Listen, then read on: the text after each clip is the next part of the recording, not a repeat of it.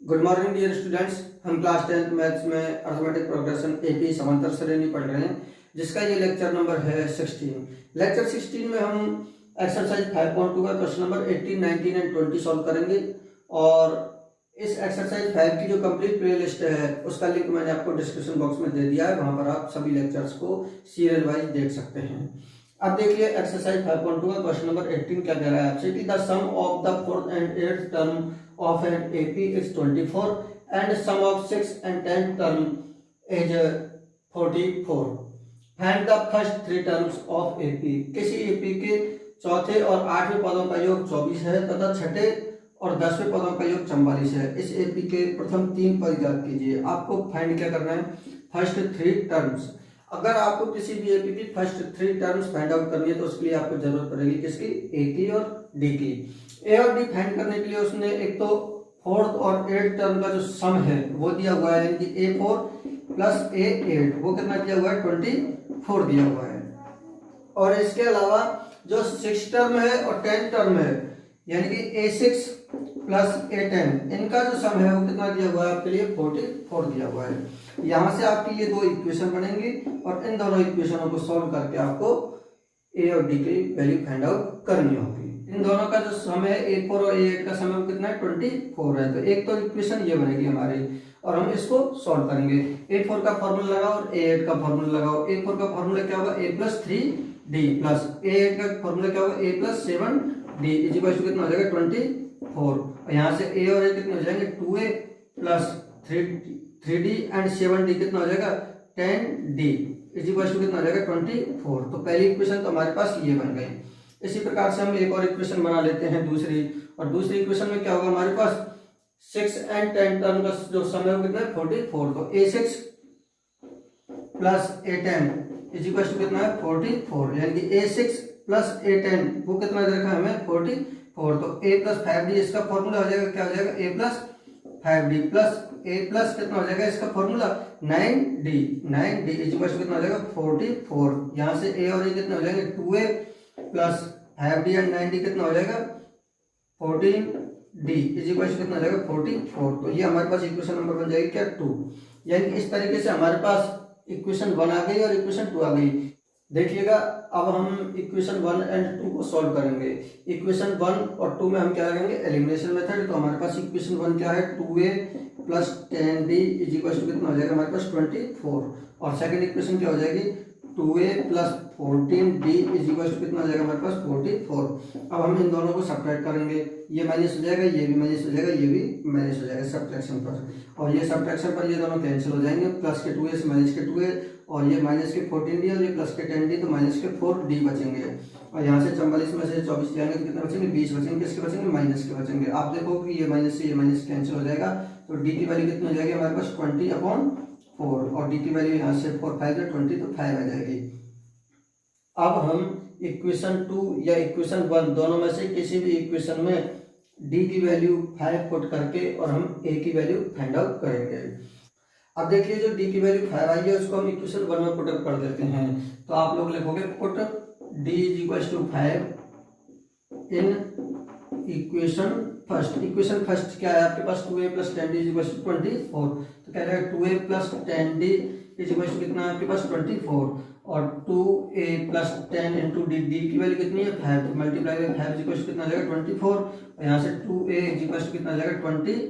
24, और ये माइनस हो जाएगा, ये 10 5 कितना हो जाएगा? 50। हम इसको इधर भी ले आए और 50 में से 24 जाएंगे तो कितना बचेगा? 26 बचेगा। किसका बचेगा? माइनस का। तो 2A इक्वल्स कितना आ गया? माइनस का 26। तो A की वैल्यू कितनी आ जाएगी? माइनस का 13 आ जाएगी। जब आप 2 से डिवाइड करोगे तो 2 से डिवाइड करोगे कितनी आ जाएगी? माइनस का 13 आ जाएगी। आपके पास A और D की वैल्यू आ चुकी है।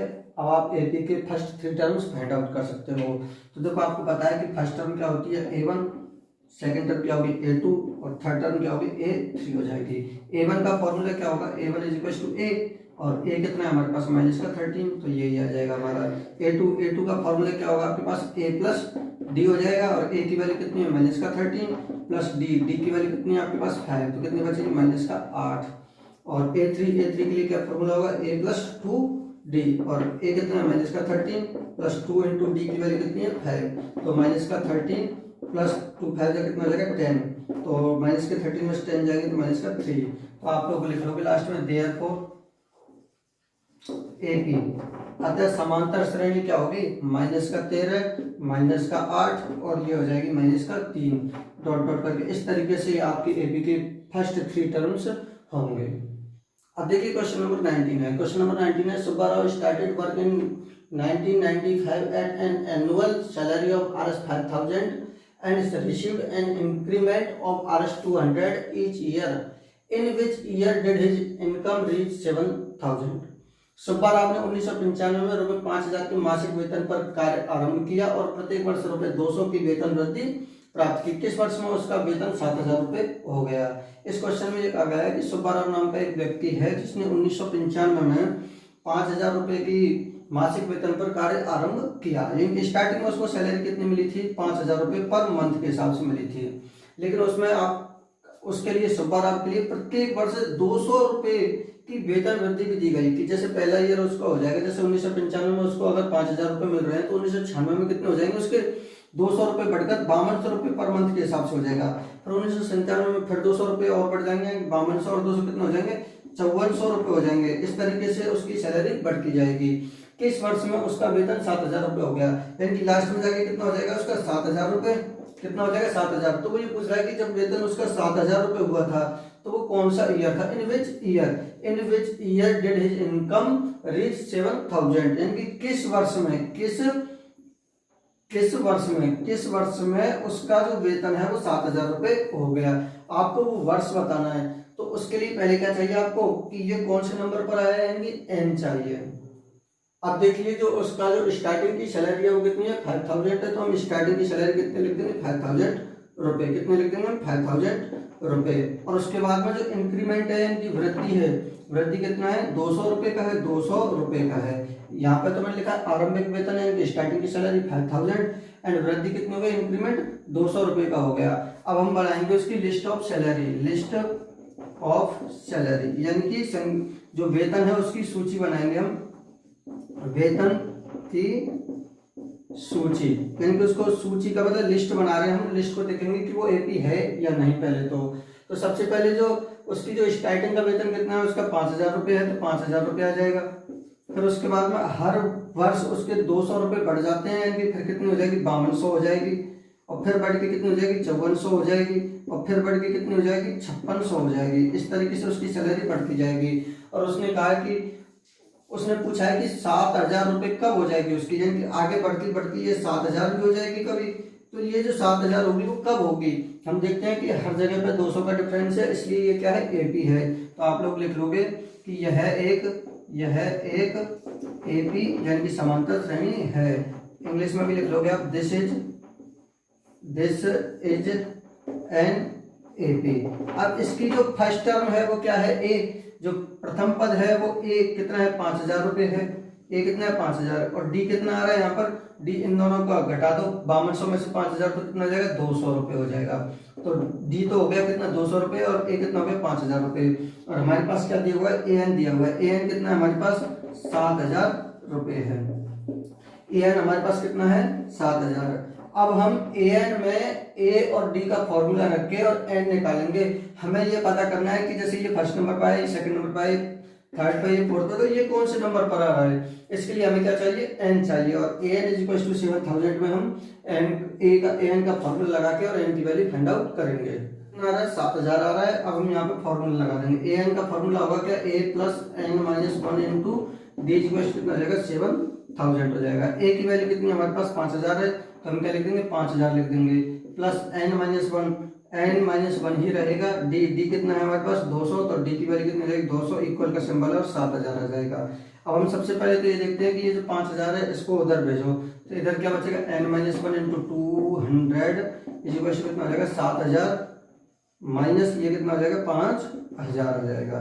अब हम देखते हैं कि 7,000 में से 5,000 जाएंगे तो कितने बचेंगे, 2,000 बचेंगे। कितने बचेंगे, 2,000 बचेंगे। 7,000 में से 5,000 गए। तो आगे हम देखते हैं कि ये जो n-1 है इसको हम यहीं पे लिख देंगे एज इट इज। ये जो 200 मल्टीप्लाई में है n-1 के, इसको हम कहाँ भेज देते हैं, डिवाइड में भेज देते हैं।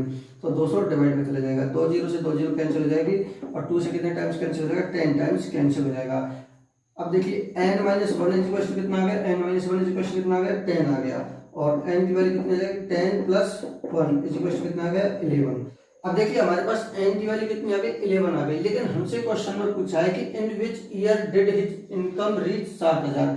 अब ये तो पता है कि जब उसने स्टार्ट किया 1995 में, तो वहां से उसका जो 11वां वर्ष होगा उसमें जो उसकी जो सैलरी होगी वो कितनी हो जाएगी 7000 हो जाएगी। लेकिन उसने क्वेश्चन में हमसे ये पूछा है कि किस वर्ष में हो जाएगी। अगर उसने स्टार्टिंग 1995 में किया तो वह वर्ष कौन सा होगा। जैसे 1995 के बाद में 2005 होगा या 2006 होगा या 2010 होगा या 2008 होगा या 2000 होगा या 2002 होगा। तो उसने वो ईयर पूछा है, हमें ईयर निकालना होगा। n की वैल्यू से ही हम ईयर निकाल पाएंगे। तो सबसे पहले तो हमारे पास जिस वर्ष उसने स्टार्ट किया है उसको लिखते हैं, और वो कितना है 1995 है। कितना है 1995 है।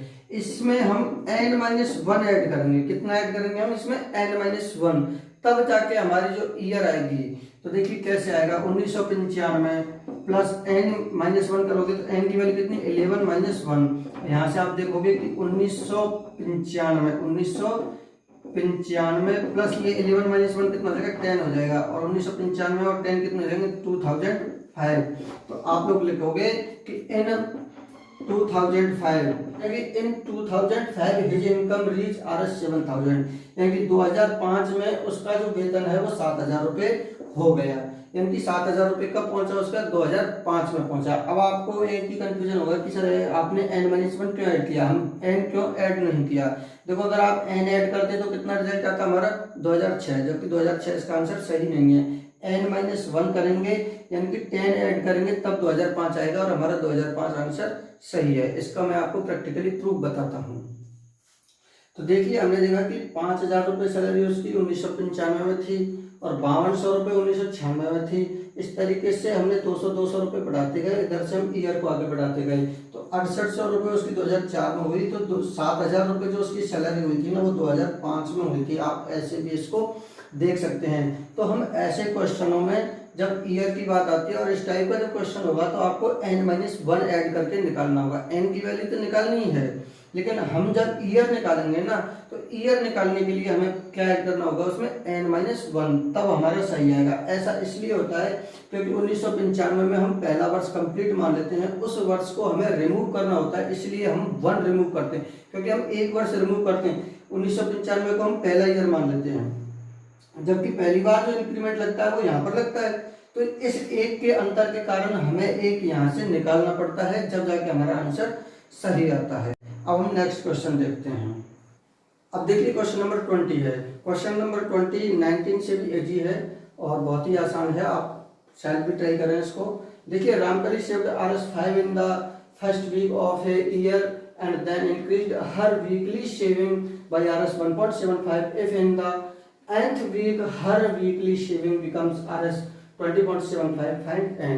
यानी कि रामकली ने किसी वर्ष के प्रथम सप्ताह में ₹5 की बचत की और फिर अपनी साप्ताहिक बचत ₹1.75 बढ़ाती गई। यदि वह एंड में सप्ताह में उसकी साप्ताहिक बचत ₹20.75 हो जाती है तो n क्या कीजिए। देखिए इस क्वेश्चन में क्या कहा गया है कि रामकली नाम की जो एक व्यक्ति है, जो एक महिला है, उसने 5 रुपए की पहली बचत की साप्ताहिक बचत, और उसके बाद में हर सप्ताह को अपनी जो बचत है उसको बढ़ाती गई। कितना 1.75 रुपए। तो अगले वीक में उसकी साप्ताहिक बचत कितनी हो गई 6.75 हो गई। इस तरीके से वो बढ़ाती गई और उसने पूछा है कि उसकी साप्ताहिक बचत 20.75 हो जाती है nवें सप्ताह में। कौन से में nवें सप्ताह में। तो आपको n की वैल्यू फाइंड आउट करनी है। तो मैं इसको थोड़ा सा डायरेक्ट बता दूंगा आपके लिए। देखिए सबसे पहले हम लिस्ट ऑफ सेविंग बचाएंगे, जो बचत की जो सूची होगी उसको बताएंगे हम। तो पहली सूची में कितना आएगा हमारे पास 5 और अगला क्या नंबर होगा हमारे पास 6.75। इस तरीके से हम आगे बढ़ेंगे और लास्ट नंबर क्या आएगा हमारे पास 20.75। और ये एक समांतर श्रेणी होगा तो आप लोग लिख लोगे कि this is an AP, this is an AP, यह एक समांतर श्रेणी है। जिसका जो फर्स्ट टर्म है वो ए है, कितना है वो 5 है, और डी कितना आएगा डी यही होगा 1.75। हम 6.75 में से 5 को निकाल देंगे तो कितना बचेगा 1.75 बचेगा। और हमारे पास जो ए एन है, ए एन कितना दिया हुआ है हमारे पास, ये A1 है, ये A2 है, ये क्या है AN है, ये क्या है हमारे पास AN है, और AN कितना है हमारे पास 20.75 है। तो कितना है हमारे पास 20.75। यहाँ पर हम an का फॉर्मूला लगाएंगे तो a plus N minus one into d equal to कितना रहेगा 20.75 और a की वैल्यू कितनी हमारे पास 5 है तो हम 5 लिख देंगे plus N minus one into D की वैल्यू कितनी हमारे पास 1.75 तो multiply by 1.75 is equal to कितना रहेगा 20.75। अब हम इसको सॉल्व करते हैं। देखो इसको सॉल्व करने के लिए सबसे पहले तो हमें ये जो 5 है इसको इधर भेजना पड़ेगा तो इधर क्या बच जाएगा n माइनस वन इंटू 1.75 इधर क्या बच जाएगा n minus one into 1.75 equal का सिंबल है, इक्वल का सिंबल आ गया।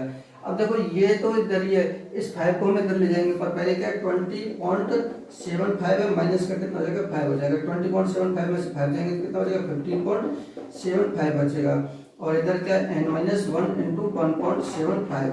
अगले स्टेप में हम क्या करेंगे n minus one is equal to 15.75 है, इसमें जो 1.75 है उसका भाग दे देंगे तो 1.75 को डिवाइड कर देंगे। यहाँ से हम देखेंगे कि ये पॉइंट से ये पॉइंट कैंसिल हो जाएगा और 1575 को 175 से अब आपको क्या करना होगा डिवाइड करना होगा। इतना बड़ा डिवाइड हमको आता नहीं है तो हम क्या करेंगे छोटे छोटे पार्ट में करेंगे। तो ये कितना है 175 है, 175 को 25 से कैंसिल करो। आपको पता है 25 छिक्के कितने होते हैं 150 और 25 छिक्के 150 होते हैं तो 25 सत्ते 175 और 25 से अगर इसको कैंसिल करोगे तो 25 छिक्के 150 कितना बचेगा 7 और फिर 5 नोट करोगे 75 जो 25 की या 75 और 7 से कितने टाइम्स कैंसिल हो जाएगा 9 टाइम्स कैंसिल हो जाएगा।